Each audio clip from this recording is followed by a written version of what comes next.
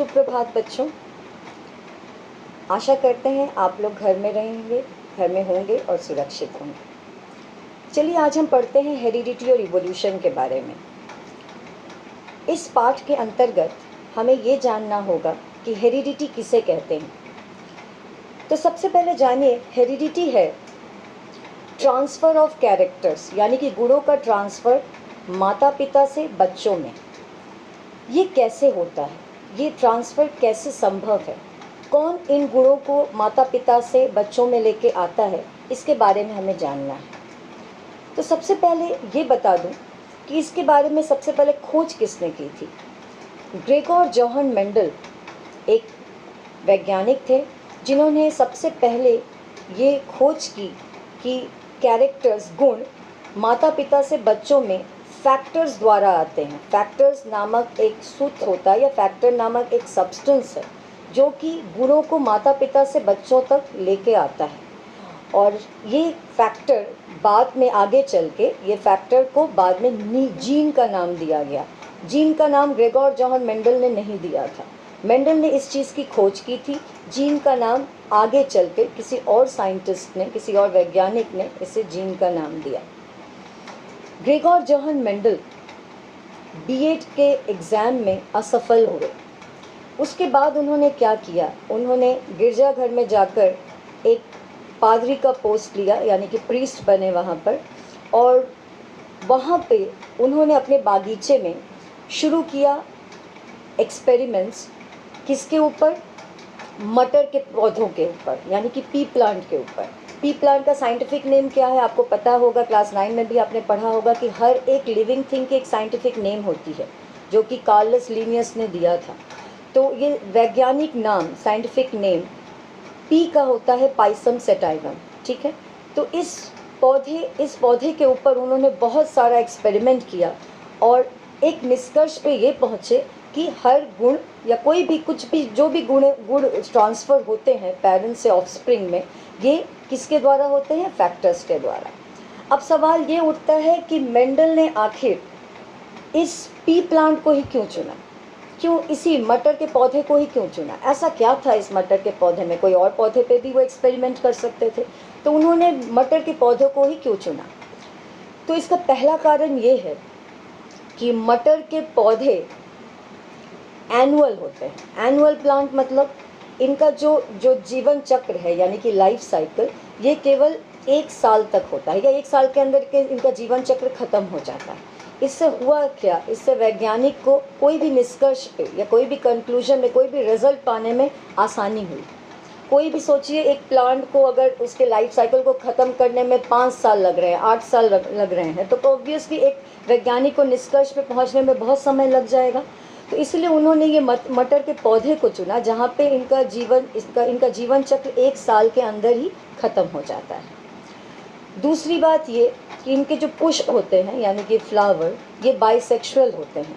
Bisexual का अर्थ है कि इसी एक फूल के अंदर दोनों सेक्सेस की मौजूदगी, यानी कि मेल पार्ट भी मौजूद है, फीमेल पार्ट भी मौजूद है। यानी कि स्टेमन जो कि मेल पार्ट है पुष्प का, आपने 9 में पढ़ा है, ये भी मौजूद है। और आपका जो कार्पेल यानी कि फीमेल पार्ट है वो भी मौजूद है। अब ये दोनों पार्ट एक ही पुष्प पे होने के कारण क्रॉस पॉलिनेशन की कोई संभावना नहीं होती, ठीक है, जो कि इस एक्सपेरिमेंट में ज़रूरत है। क्रॉस पॉलिनेशन जैसे ना हो, सिर्फ सेल्फ पॉलिनेशन हो। तो ये पॉसिबल तभी है, ये संभव तभी है जब एक पुष्प के अंदर दोनों बाइसेक्स में दोनों पार्ट्स ही मौजूद हो, मेल पार्ट भी फीमेल पार्ट भी, जो कि पी प्लांट में था, ठीक है। तीसरा कारण ये था कि इसके जो मतलब पेटल्स थे, पंखुड़ियाँ, ये क्या करती हैं, ये नेचुरली देखा जाएगा तो ये जो मेल और फीमेल रिप्रोडक्टिव पार्ट्स हैं उसको ढक के रखती हैं। तो यहाँ पे भी क्या संभावना हो रही है, जब ये कोई चीज़ ढक के रख रही है ऑटोमेटिकली, नेचुरली, जैसे ही आप पुष्प को देखेंगे तो बिल्कुल इसी तरह से ढका हुआ है, पंखुड़ियाँ इस तरह से उसको छिपाई हुई हैं। इससे फिर ये पता चलता है या ये संभावना है या ये सुविधा देखी गई है कि यहाँ पे भी क्रॉस पॉलिनेशन होने का कोई चांस नहीं है, जो होगा सेल्फ पॉलिनेशन ही होगा। अच्छा, चौथा पॉइंट, मेंडल को इस एक्सपेरिमेंट के लिए 7 कॉन्ट्रास्टिंग कैरेक्टर्स की, 7 गुणों की, वो भी कॉन्ट्रास्टिंग गुणों की ज़रूरत थी, जो कि उन्हें इसी पौधे में जाकर मिला या उपलब्ध हुआ। ठीक है। अच्छा, उसके बाद ये कि इसके जो पुष्प होते हैं काफ़ी छोटे होते हैं, बहुत आसानी से इसे हैंडल किया जा सकता है, तो ये भी एक कारण था। तो देखा जाए तो 5-6 कारणों की वजह से मेंडल ने इसी पौधे को अपने एक्सपेरिमेंट के लिए चुना। अब हम ये पढ़ेंगे या ये समझेंगे कि आखिर हेरिडिटी है क्या। तो हेरिडिटी ये है, हेरिडिटी इट्स अ प्रोसेस, ये एक प्रोसेस है जिसमें हम ये सब पढ़ते हैं या ये समझते हैं गुण या फिर कैरेक्टर कैसे पेरेंट्स से ऑफस्प्रिंग तक आते हैं। और अब तक तो हमें ये पता चल ही गया है कि किसके माध्यम से आते हैं, जीन के माध्यम से। तो अगर हम जीन को डिफ़ाइन करें तो क्या डिफ़ाइन करेंगे, जीन डीएनए का फंक्शनल यूनिट है।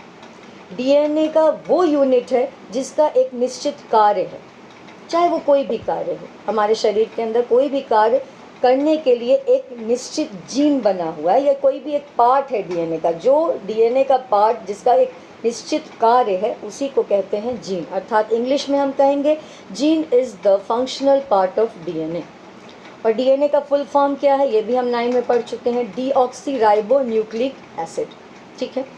तो हम इस तरह से समझ सकते हैं गुड़सूत्र बनाता है या गुड़सूत्र के अंदर है डीएनए, डीएनए के अंदर है जीन। ठीक है, फिर से बोल रही हूँ, गुड़सूत्र यानी कि क्रोमोसोम के अंदर है डीएनए और डीएनए के अंदर है जीन। इतना समझ में आ गया।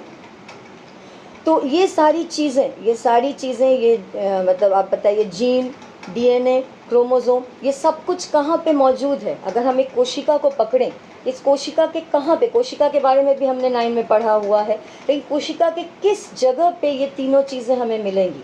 तो जान के रखिए, जीन, क्रोमोसोम, डीएनए, ये सब कुछ कहाँ मौजूद है, केंद्रिका यानी कि न्यूक्लियस के अंदर मौजूद है। तो कोई भी जेनेटिक मटेरियल एक कोशिका के न्यूक्लियस के अंदर मौजूद होता है। ठीक है।